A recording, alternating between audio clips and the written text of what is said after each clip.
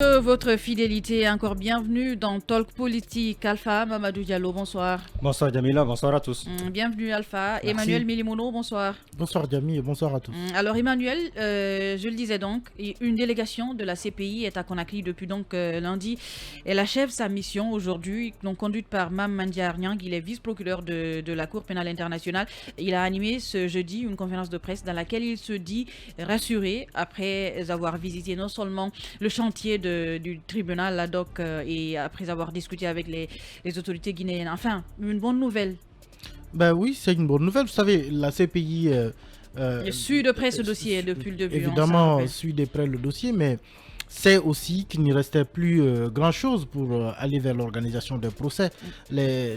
Pratiquement, la procédure d'enquête est achevée depuis beaucoup d'années, mais derrière, tout ce qui restait justement, c'est organiser ce procès et puis entendre les victimes, entendre les personnes concernées, on va dire, présumées responsables. Oui, finalement, on se rend compte après une petite volonté, il y a une possibilité quand même de tenir ce procès. Parce que depuis 2009, les victimes réclament justice et jusque-là, on faisait fi de ne pas savoir ce qui se passait et il a fallu que la junte s'active et qu'elle montre de la volonté pour qu'on sache qu'il y avait une possibilité de tenir ce procès. Il y a bien des raisons de s'inquiéter, de s'interroger, pour savoir pourquoi ce procès n'a pas pu se tenir depuis 2009 et que en moins d'une année, la junte a réussi à transformer, en tout cas est sur le point de transformer une volonté politique en acte concret. Et comme vous l'avez dit, c'est une question de volonté politique, surtout. Durant les 10 années d'Alpha Condé, ça a été plusieurs fois annoncé. On sait, par exemple, quand on se rappelle l'ancien ministre de la Justice, Cheikh Sako, qui en avait fait aussi une priorité, qui a plusieurs fois annoncé des dates, mais qui n'ont jamais été respectées. Au fond, évidemment, on peut s'interroger sur le grand rôle que la volonté politique jouait à l'époque, et ça vient de se confirmer quand même, comme quoi, quand il y a un peu de volonté, organiser un procès sur une affaire dont les enquêtes sont pratiquement bouclées, dont les suspects sont pratiquement, aujourd'hui en tout cas, libres de tout engagement, parce qu'au temps d'Alpha Condé, il y avait aussi cette inquiétude, comme quoi des acteurs supposés avoir été responsables de ces crimes sont au sein de l'appareil d'État, mais aujourd'hui, la plupart d'entre eux...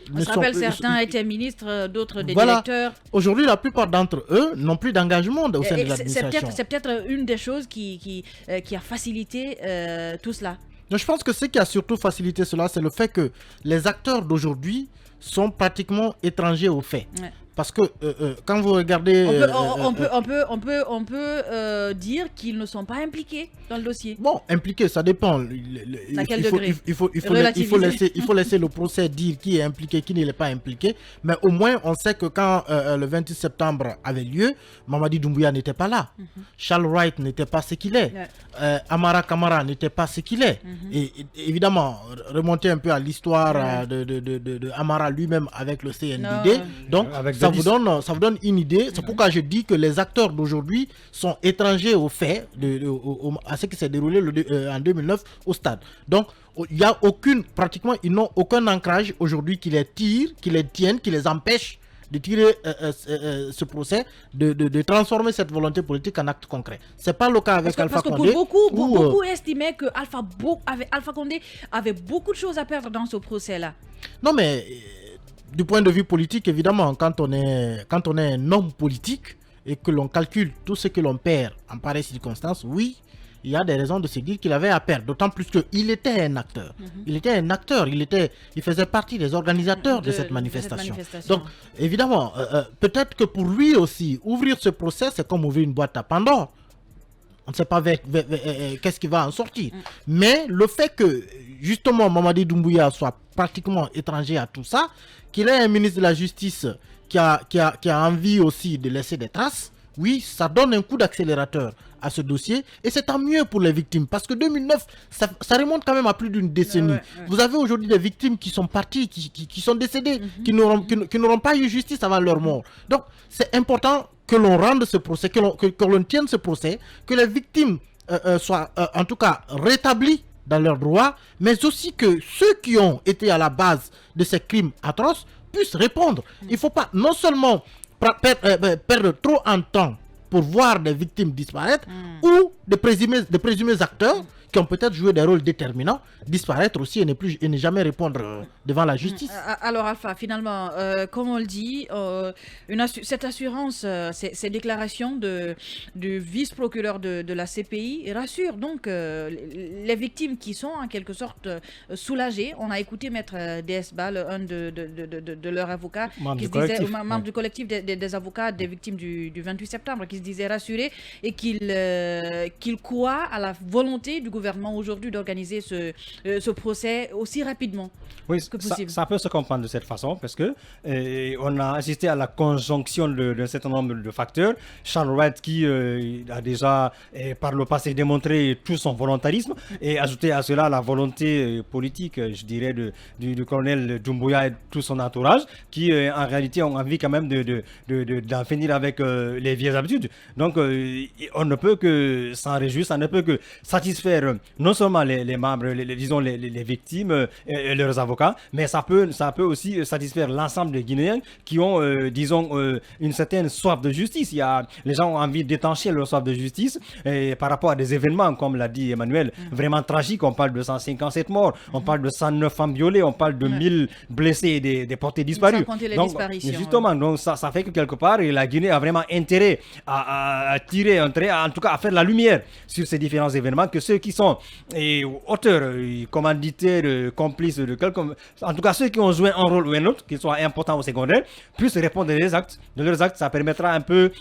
aux familles des victimes justement d'essuyer leurs larmes et comme cela peut-être on pourrait penser à des indemnisations, mais il faudrait peut-être pas après s'arrêter là, il faut penser à d'autres victimes encore parce que voilà, il y a eu pas mal d'autres pays pratiquement et son histoire a été jalonnée d'une triste histoire et on voit un peu le régime de la révolution de Sékou Touré, le régime de Lansana Conté, le régime de Dadis, donc même d'Alpha Condé. Il y a eu beaucoup de victimes. Donc notre pays, on a besoin quand même de faire de la justice. Ça permettra un peu, comme je l'ai dit, de rapprocher les positions, de baisser la tension et de permettre aux Guinéens de penser à la réconciliation, à apaiser les cœurs et je pense qu'on en a vraiment besoin en ce moment. Est-ce que vous avez foi en la capacité de ce tribunal ad hoc de juger ces crimes?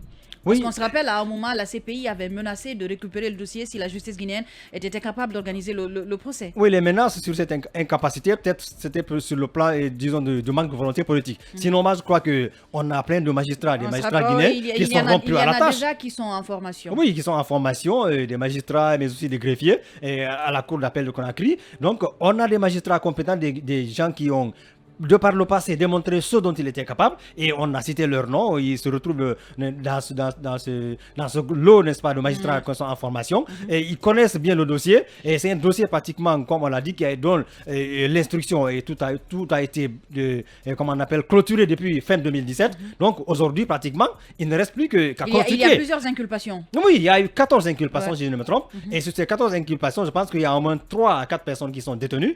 Donc voilà, il y a d'autres qui sont... Notamment Toumba. Oui, Toumba Diakité, entre autres, Marcel Guilavogui aussi, j'ai oublié l'autre. Mais en tout cas, il y a des signaux intéressants, des signaux très forts. Il y a des gens qui sont inculpés, qui sont sous, comment on appelle, sous contrôle judiciaire en quelque sorte. C'est le cas de Tchekboro, c'est le cas des PV et d'autres encore qui vraiment devraient répondre. Et donc je pense que la justice guinéenne a une occasion de démontrer une nouvelle fois qu'elle peut relever le défi, qu'on peut compter sur elle en nous aidant justement à comparer ce qui s'est passé ce jour-là, parce que c'était une période vraiment sombre, c'est une journée triste. Moi je me souviens encore, je me souviens encore de cette journée, ce qu'on a assisté à Conakry, c'était carrément extraordinaire. Alors Emmanuel, très rapidement, est-ce que tu as foi à la justice guinéenne, principalement dans ce dossier-là, spécialement dans ce dossier? Je pense que c'est un dossier tellement important que la justice ne peut pas donner l'occasion qu'on n'ait pas foi en elle. C'est un dossier extrêmement important dans le sens où... C'est un des grands défis de Charles Wright ça va être peut-être toute la junte. Ça va être peut-être le chantier de la décennie pour la justice guinéenne parce que ce procès, il est extrêmement déterminant. De toute façon, que l'on ait foi en elle ou pas, si elle n'arrive pas à faire les choses comme elle doit le faire, les crimes qui ont été perpétrés au stade de ce jour sont des crimes d'ordre crime contre l'humanité. Donc la CPI peut toujours récupérer le dossier. Et Dieu faisant, elle suit bien aussi ce qui se passe. Et si cette mission de la CPI elle-même se dit rassurée, réjouie de ce qui est déjà fait et qu'il y a des raisons de penser que oui, ce procès peut avoir lieu, Je pense que oui, il faut faire foi en la justice. Les crimes qui ont été commis, évidemment, c'est parce que ce sont des crimes de masse. Mais c'est le genre de crime qui est aussi géré au quotidien dans nos tribunaux. Les viols, les meurtres et autres, c'est le genre de crime qui est géré dans les différents tribunaux. La seule particularité, c'est que ça a un caractère, ça a un caractère de crime de masse. Ça a été commis en un laps de temps sur plusieurs personnes en même temps. C'est cela qui fait la différence. Mais je pense que, fondamentalement, si on laisse les juges, si on laisse les magistrats faire leur travail, et que l'on sache compter sur le travail d'enquête préliminaire qui a déjà été effectué, je pense que ça ne va pas être compliqué pour la justice de relever le défi. Il faut la laisser faire son travail. Merci donc à vous, Emmanuel Milimono.